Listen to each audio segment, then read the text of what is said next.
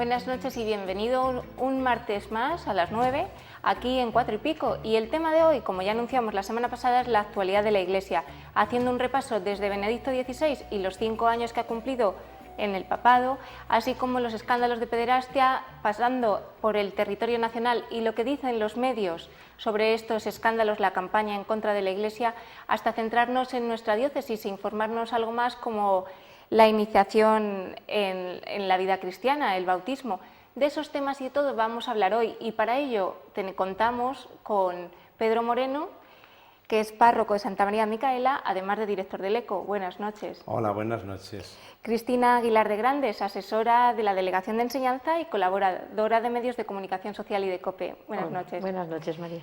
Pedro Mozo, que se inaugura hoy como contertulio de Cuatro y Pico, que es profesor del Seminario Mayor y párroco de San Juan Bailón. De San Pascual Bailón. San Pascual Bailón.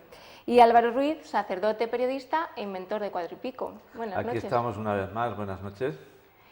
Pues, como he dicho, el tema de hoy es la actualidad de la Iglesia, y qué mejor que empezar celebrando lo que hace unos días, el 19 de abril, celebrábamos, que era el 5º aniversario de Benedicto XVI al frente de la Iglesia Católica desde Roma. Y queríamos comentar un poquito las opiniones acerca de estos 5 años. ¿Qué ha aportado el nuevo Papa a la Iglesia? Muy bien, pues rompemos el fuego.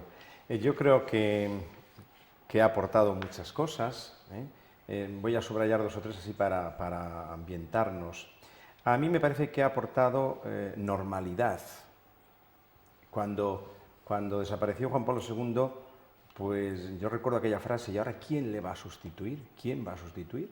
Bueno, pues vino Benedicto XVI y le ha sustituido con una gran normalidad. En segundo lugar, yo creo que nos ha aportado un magisterio muy rico. Eso que oímos a veces de que la gente iba a ver a Juan Pablo II y, sin embargo, va a escuchar a Benedicto XVI. Yo creo que es cierto.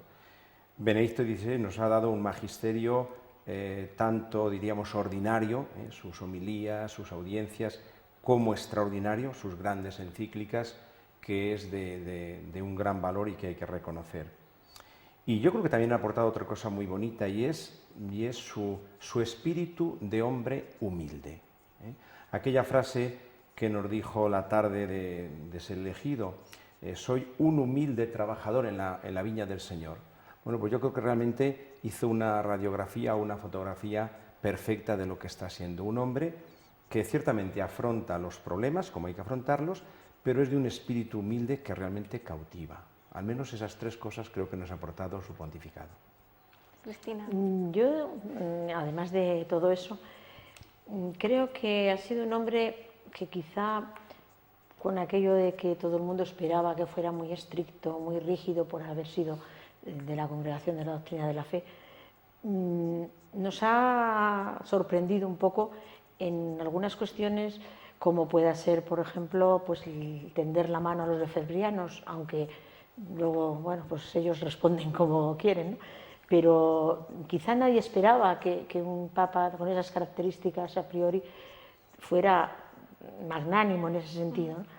Y también, bueno, toda la labor del ecumenismo, como ha sido el que ha potenciado, ya Juan Pablo II lo había hecho, pero él ha seguido potenciando mucho la unión de los cristianos y queriendo dialogar mucho con todos, acercarse más a ellos.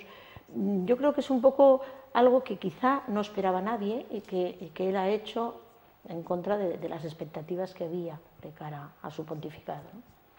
Pedro, su opinión sobre Benedicto XVI. Sí, coincido plenamente con lo que se ha dicho. Decía Benedicto XVI, citando a San Buenaventura no hace mucho tiempo, que gobernar no es simplemente hacer, sino que es pensar y es rezar.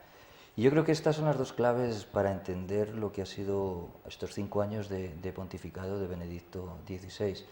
Es verdad, como decías, Pedro, que partía de una situación bastante complicada. Parece que Juan Pablo II era muy difícil de superarlo o de sucederlo, no superarlo, sino sucederlo. Su cuota de popularidad, de cariño entre la gente. Yo creo que Benedicto XVI, una de las cosas que sí ha sabido hacer es precisamente hacer lo que él sabe hacer y hacerlo de manera muy sencilla, como es pensar y orar.